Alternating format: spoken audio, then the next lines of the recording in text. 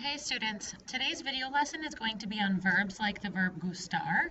And if you remember, we have learned this verb twice. So we learned it last year with just infinitive verbs, and then we learned it again later with nouns. And so we know that gustar changes a little bit if the noun we're talking about is singular versus if the noun we're talking about is plural. So if you remember, there was kind of a formula that we could follow when we use this verb. The first thing is that we always include a. After a is always going to be a person, so a name or a subject pronoun, or if you're talking about yourself, you use a mí, and if you're talking to someone, you say a ti, instead of a yo or a tú. Following that, you're going to have one of our indirect object pronouns, which are me, te, le, nos, os, or les. After our IOP, we'll have gusta or gustan. So remember, if what we're talking about is singular, we will use gusta, and if what we're talking about is plural, we will use gustan.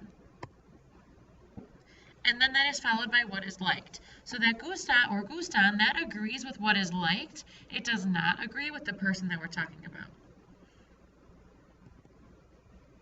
So a couple of examples.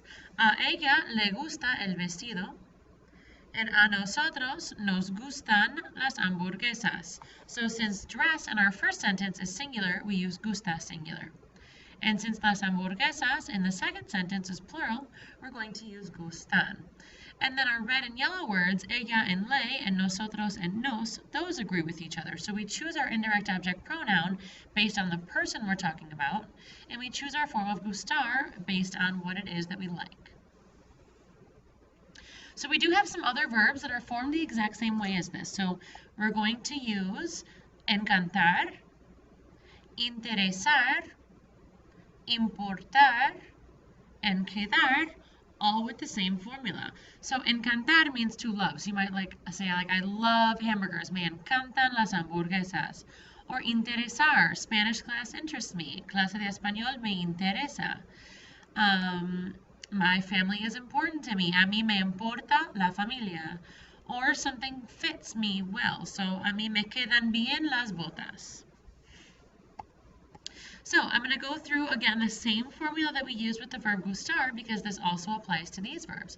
So we start with a. Following a will be a person's name, a subject pronoun, or me or ti. Then we'll have our IOP, me, te, le, nos, os, and les. And remember, you're going to get your IOP from the person, subject pronoun, or me, ti that you used before it. Then you will use the singular or plural of whichever verb you choose. And then following that is going to be what is of interest, what is loved, what is important, or what fits, depending on which verb you use. So if step 5 is plural, then step 4 is going to be plural. If step 5 is singular, then step 4 is going to be singular as well.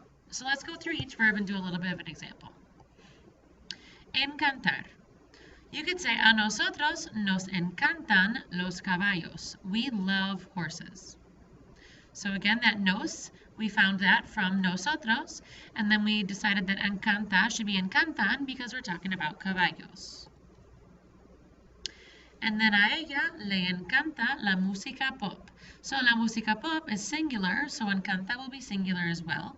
And we got le because we found ella as the person we're talking about. All right, we have interesar, which means to interest. A mí me interesa la clase de español. And a ti te interesan los deportes. Our next verb, importar. A los maestros les importan los estudiantes.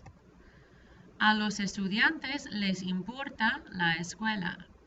Now there is a phrase that is commonly used with this verb that you may have heard before. No me importa, that means I don't care. So if someone's like, oh, do you want to go out for pizza? No me importa, I don't care, sure.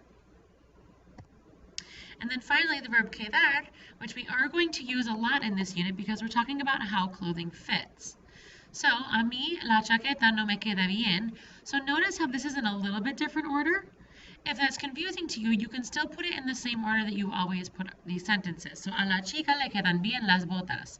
Just as in the first one, you could have said, a mí no me queda bien la chaqueta. So you can just kind of reorganize it a little bit, but you want to make sure that if you do reorganize it, you're just moving what it is you like to before our indirect object pronoun. Now notice too where we have me queda bien, so saying something fits well.